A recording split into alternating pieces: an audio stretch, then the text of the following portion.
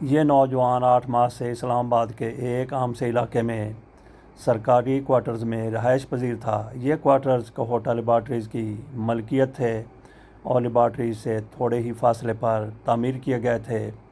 وہاں اور بھی بہت سے کلاس 4 ملازمین رہائش پذیر تھے۔ انہی میں ایک جاوید نامی نوجوان بھی شامل تھا۔ جاوید شکل و صورت سے اچھا سمارٹ اور پڑھا لکھا نوجوان لگتا تھا۔ بات چیت میں بڑا ڈیسنٹ اور مہذب تھا۔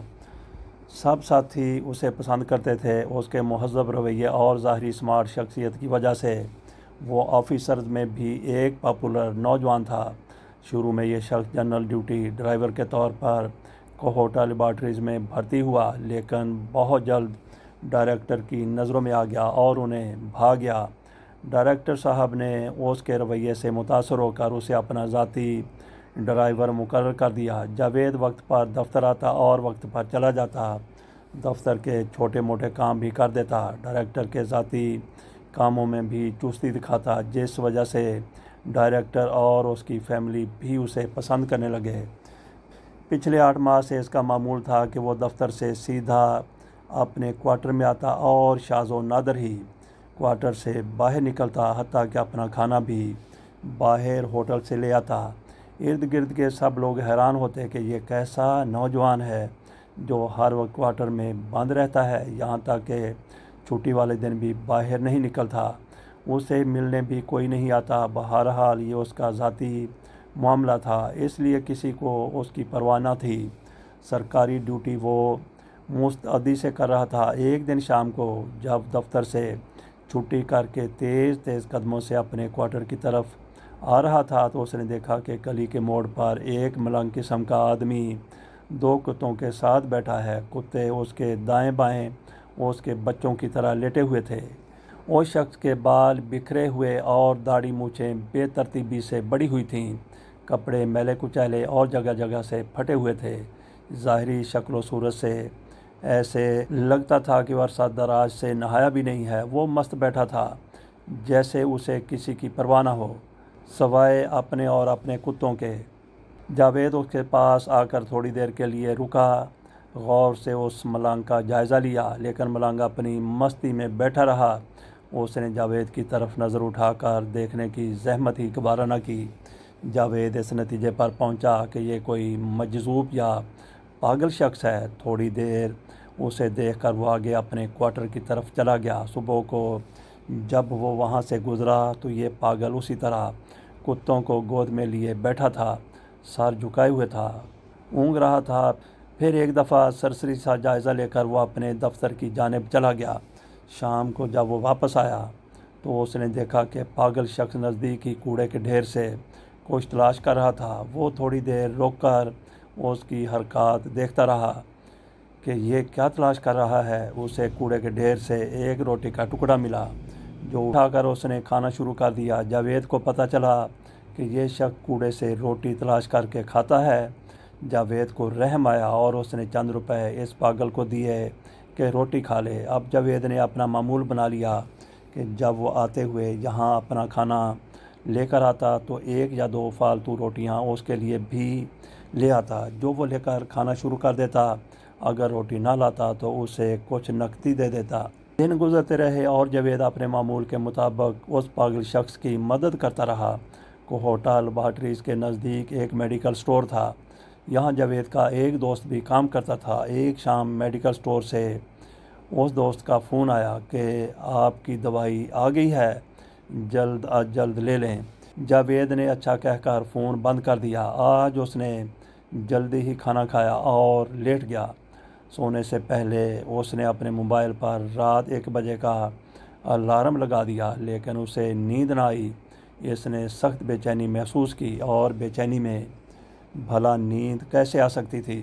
وہ رات کے 1 بجے اٹھا، باتھ روم گیا اور ہاتھ منہ دھو کر تھرمس سے ایک کافی کا کپ نکالا۔ کافی پی کر وہ اپنے آپ کو چست محسوس کرنے لگا اور آنے والی ایڈونچر کے لیے اپنے آپ کو تیار کیا۔ پتلون کی جیب میں کچھ اہم چیزیں رکھیں، چابیوں کا ایک گچھا اٹھایا اور اپنا کوارٹر بند کر کے باہر نکل آیا۔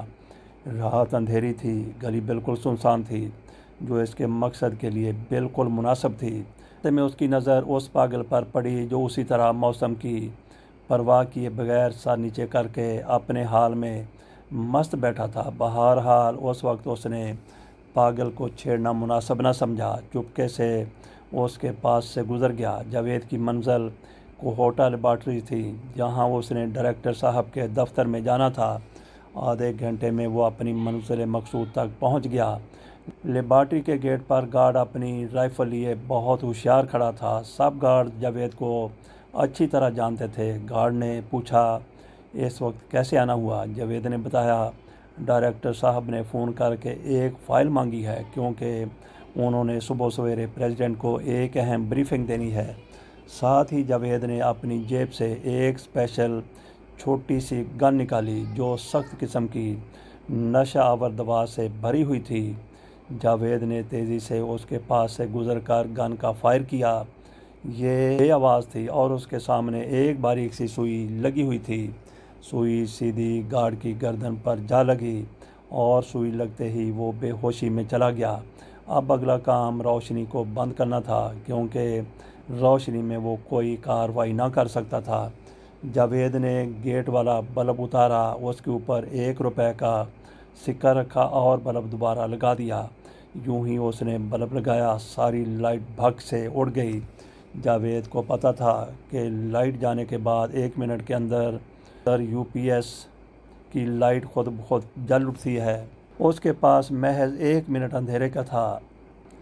اس کا جو بھی پروگرام تھا اس نے تیزی سے اسی 1 منٹ میں مکمل کرنا تھا۔ اس نے دوڑ لگائی، سیدھا ڈائریکٹر کے دفتر کی طرف بھاگا۔ اس کے پاس 2 بڑی چابیاں تھیں۔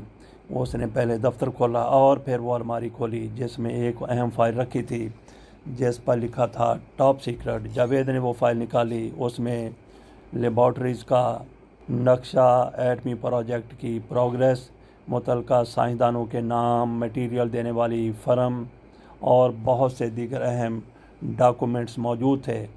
اس نے وہ فائل نکالی اور آرام سے تمام اہم ڈاکومنٹس کی اپنے موبائل میں فوٹو لی۔ فائل واپس رکھ کر الماری بند کی اور واپس مڑا۔ اتنی دیر میں یو پی ایس کی لائٹ جل اٹھی تھی۔ جاوید نے پھر وہی نسخہ استعمال کیا، بلب پر روپے کا سکہ رکھ کر جو ہی بلب واپس لگایا تو یو پی ایس کی لائٹ بھی بھگ سے اڑ گئی۔ وہ آرام سے واپس مڑا اور دل میں بہت خوش تھا کہ اتنا اہم کام بغیر کسی تکلیف اور پوچھ گچھ کے حل ہو گیا۔ واہ بھئی واہ، پاکستان کی سیکیورٹی یہ کام تو راہ کا ایک معمولی ملازم بھی کر سکتا تھا۔ وہ دل میں بہت ہنسا۔ یوں ہی دروازے سے باہر نکلا، دیکھا کہ پاگل سامنے کھڑا تھا۔